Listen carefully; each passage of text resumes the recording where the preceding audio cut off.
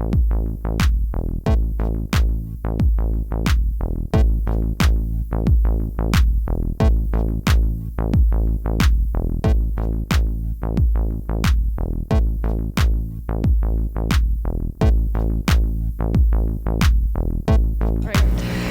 morning, everyone. Good morning, and thank you for being here in the second part of this conference. And thank you very much to everyone involved in the organization for having me here today and talk about this topic, which for me, my part, is whistleblowing and cybersecurity. Now, for those of you who were here yesterday, you've seen that we've been trying to scope whistleblowing a little bit. We've been trying to define whistleblowing. We've been trying to explore what are the parameters, what are the concepts that are very much related to whistleblowing, but not entirely the same. And I would like to do, if this works, yes. And I would like to do, or take another step in that respect. Yesterday we tried to look how whistleblowing relates to dissent, how whistleblowing relates to plea bargaining, negotiated justice. I would now like to talk to you about responsible disclosure, because that is what we mean when we speak of whistleblowing and cybersecurity. What does that mean? And most of all, what does that not mean? So that does not mean that I'm going to talk about whistleblowing via cyberspace or via internet, when the sole purpose of using cyberspace or internet is to stay anonymous. And we talked about anonymity, difficult word, quite often yesterday as well as today. I will also not talk about those types of whistleblowing where what is revealed is a data collection or surveillance program. Think of Edward Snowden. That is not what I'm talking about. I'm talking about vulnerabilities in organizations versus vulnerabilities in ICT systems.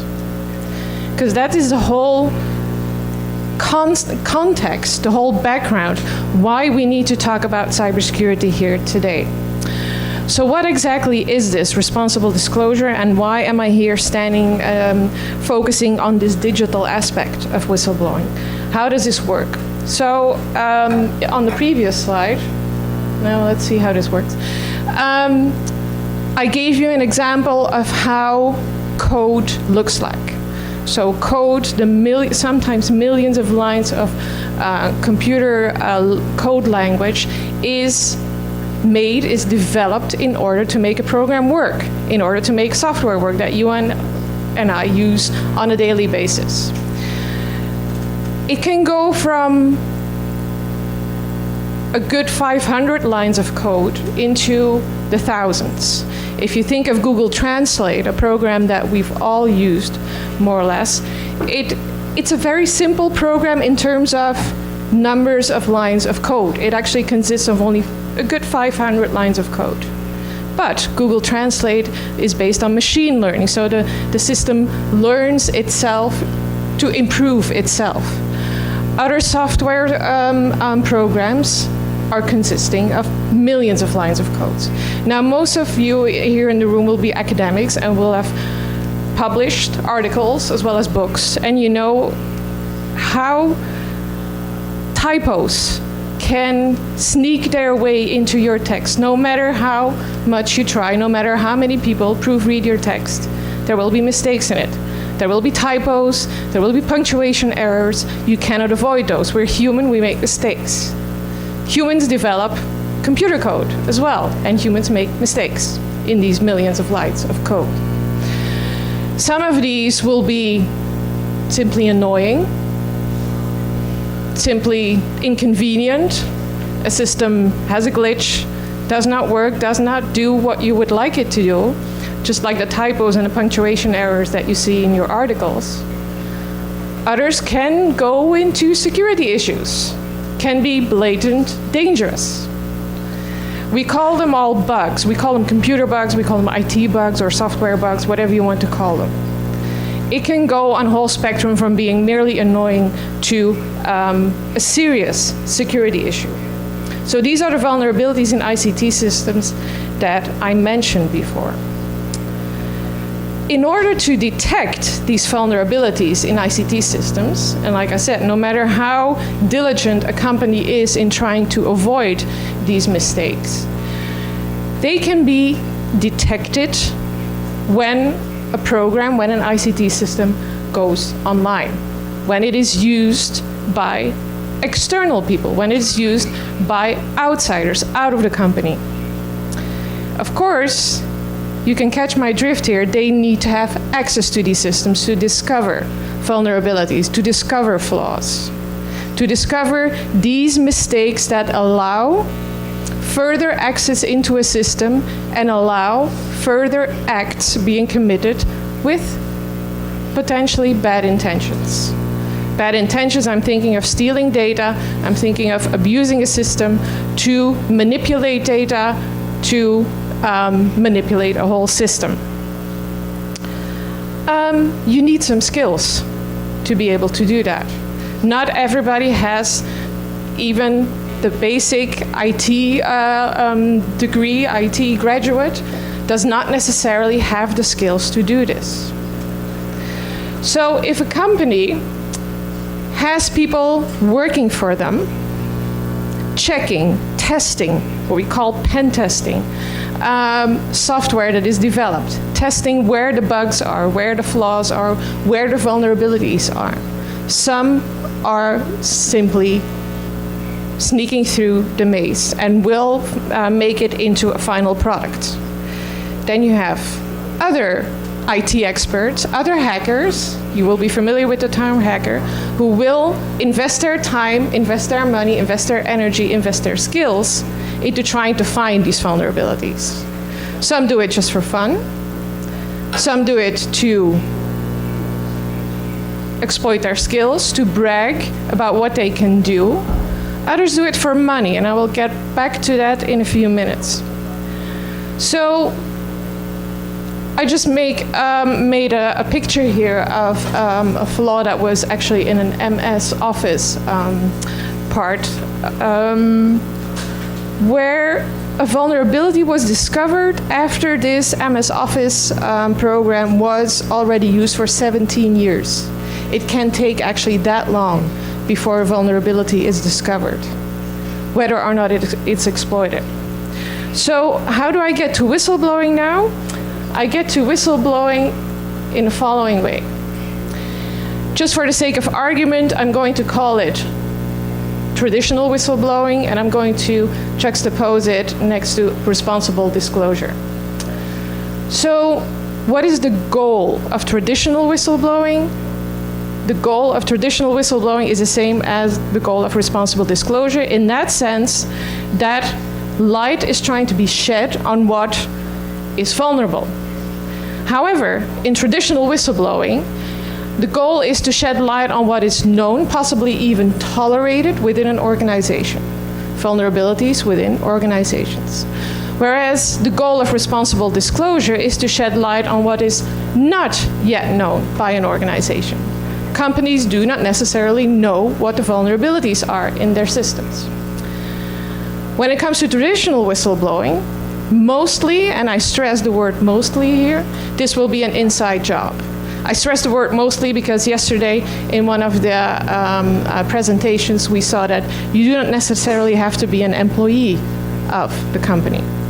So mostly an inside job, whereas responsible disclosure, so responsibly disclosing vulnerabilities, can be an inside or it can be an outside job. When it's an inside job, the company will be very lucky to have a good and talented pen tester who will take out vulnerabilities as much as possible.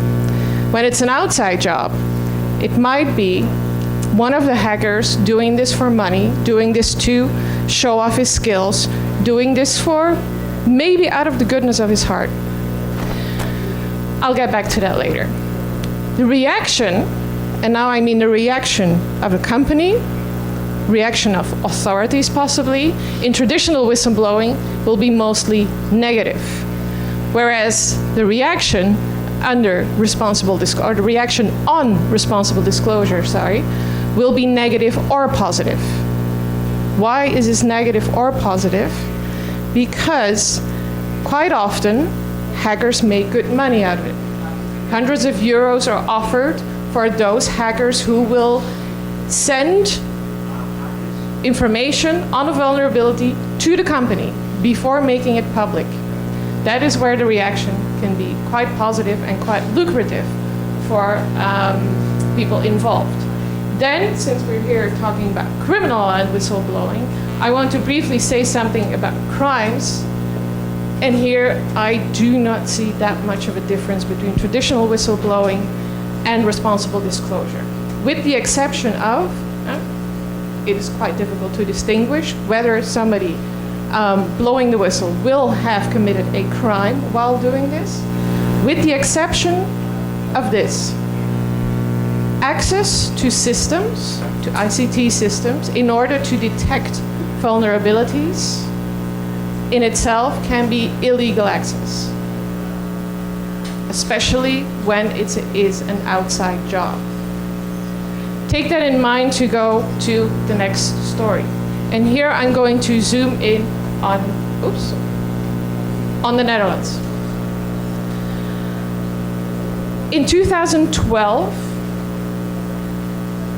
the National Cybersecurity Center of the Netherlands started making a guideline called responsible disclosure. And there was a concrete trigger for this. The trigger was actually a series of vulnerabilities that had been disclosed by hacker communities who threatened to go public with it. Some did not. And one of them was a 19-year-old boy living in the Netherlands who called himself Lego Brick. Don't ask me why, he just called himself Lego Brick. Being 19 and being quite a talented hacker, he was doing an internship with a company where he was working with web applications used for online ads, online advertisements. He got especially interested in a company that is well known in the Netherlands as Marktplaats.nl, translated as marketplace.nl, which is very comparable to eBay. It's kind of an online market where people sell and buy products. He discovered that by inserting HTML code in the text of an ad, he could make the ad behave like a site and could lure users, and this website, marketplace.nl, has an average of 1.3 million visitors per day. He could lure users clicking on an ad to another website.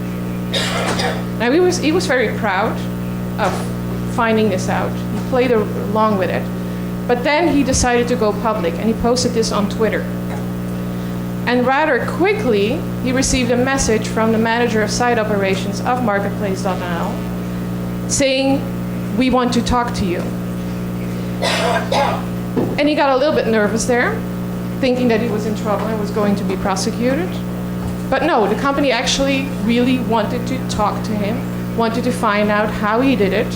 And within 24 hours, after talking to him, they fixed the problem.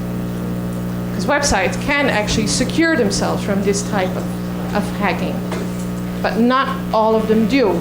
And Marketplace, thanks to this boy who calls himself Lego Brick, was able to fix this problem. Now this was a trigger for the National Cybersecurity Center of the Netherlands to start working on a solution. And so a guideline came out in, we're here with this reaction, negative or positive. A guideline came out in 2012 that has been redeveloped, has been revised several times now. The one you see here on the slide is the latest version of November 2018. But the National Cybersecurity Center in the Netherlands brought out the first version of this guideline, then still called Responsible Disclosure, in 2012. By 2018, they decided to drop the name Responsible Disclosure and go for Coordinated Vulnerability Disclosure. The reason being, there's something not working here.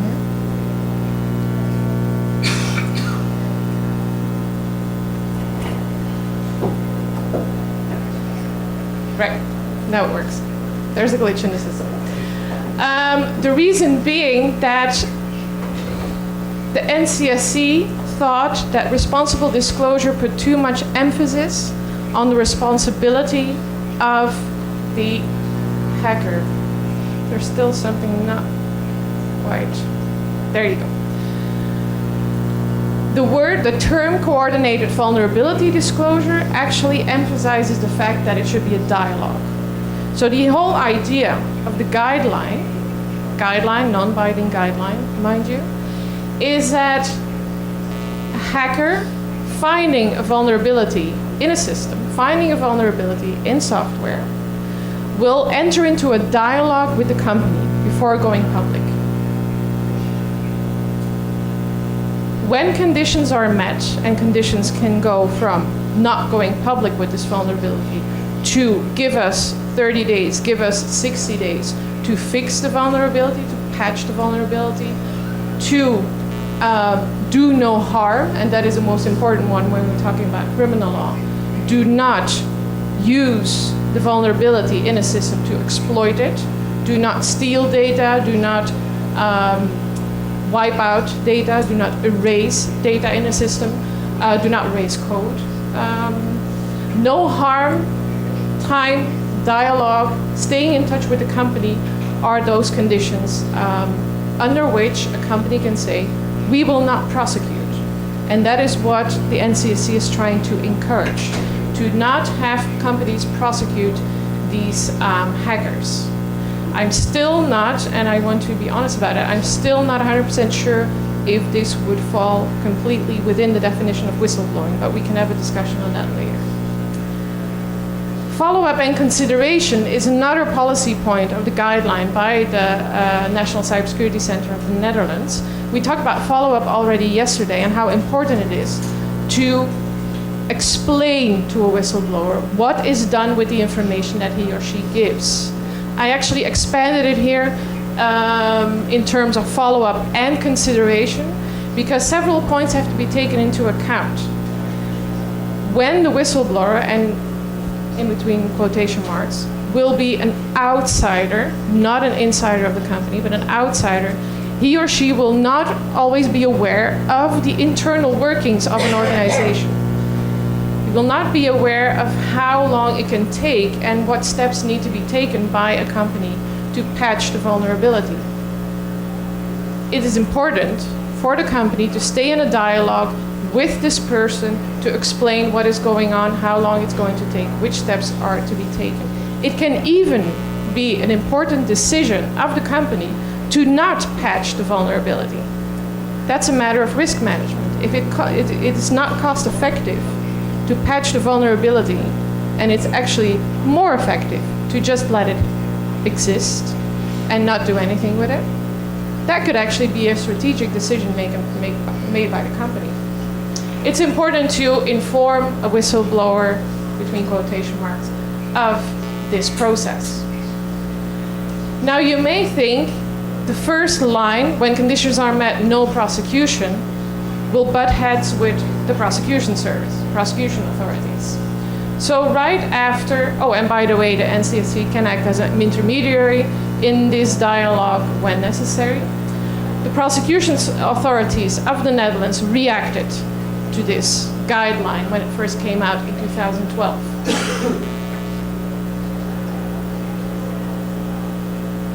There we go. It ruffled some feathers because the prosecution service saw that if a company, even though it's not bound by this guideline, it's a non-binding guideline, takes a decision not to prosecute, still the prosecution authorities are the ones taking this decision. So prosecution authorities of the Netherlands said, well, we like this guideline, we're in line with this guideline, but you can never say that there's a guarantee not to prosecute. However, important substantial elements are taken into account in this decision. First of all, has the hacker acted with a goal of protecting a public interest? Now, yesterday we also heard that public interest is something that has to be decided on a national basis. But what exactly constitutes public interest is, of course, to be decided on a case-by-case basis. Then necessity and proportionality are two principles that you know. From a criminal law context, these are exactly the concepts, the terms that we use. In fact, we use mostly to restrict public authorities' behavior. Here they are used to restrict private persons' behavior. Here they are used to restrict hackers' behavior.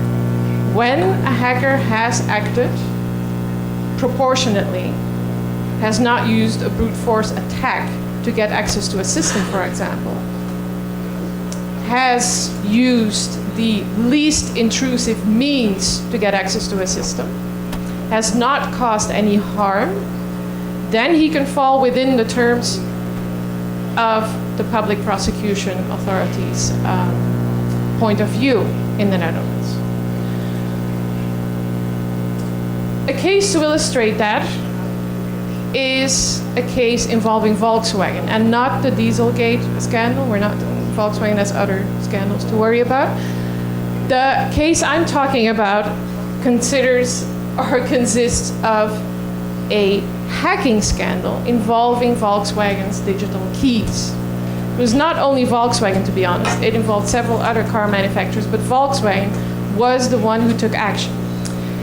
This involved, and most of you are academics, so something that I was thinking about this morning is that yesterday and today, we have not touched upon academic research in the context of whistleblowing. We have not touched upon security researchers finding out issues, security flaws.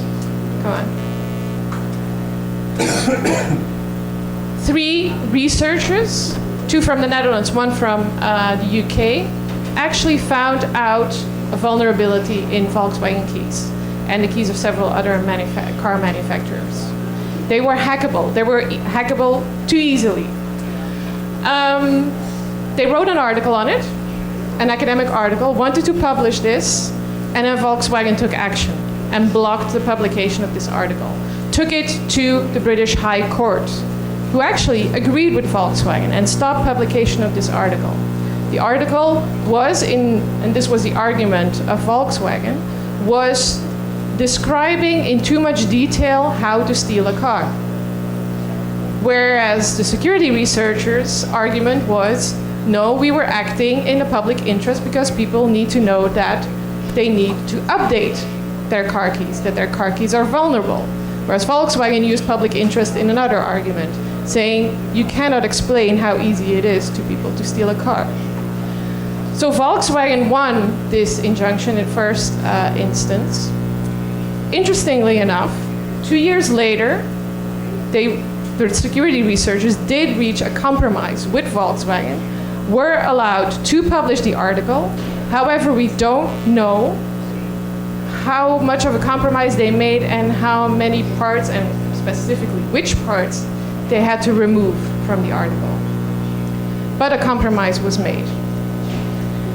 So you can find the article online. It describes several points, several indications of the vulnerabilities of these car keys. So whoever of you has one of these car keys in their pocket might want to read this. Which brings me to the last point and the conclusion, and I think then I'm right in time. What I try to walk you through, and I hope you forgive me this helicopter view because I would need a lot more time to go in depth with this. What I try to walk you through is how the Netherlands, as one of the forerunners in cybersecurity and as one of the most connected countries in the world, the approach that the Netherlands has taken in cybersecurity and whistleblowing, in responsible disclosure, calling it coordinated vulnerability disclosure, is an approach of cooperation, is an approach of dialogue between hacker and company, between so-called whistleblower, even though I'm not entirely sure you can call this whistleblowing, and the company who has vulnerabilities in their ICT systems, in their software. What I want to contribute to the discussion here is that we need to talk next to vulnerabilities in organizations, also about vulnerabilities in systems developed by these organizations. So to end on a positive note, what happened to Lego Brick, to our 19-year-old hacker? Normally, if you speak of whistleblowing stories, somebody loses their job. He actually gained a job, and he's now working for Marketplace.nl, testing their security systems on a daily basis. So it can actually turn out to be positive. So I'll stop right here, and I look forward to the discussion.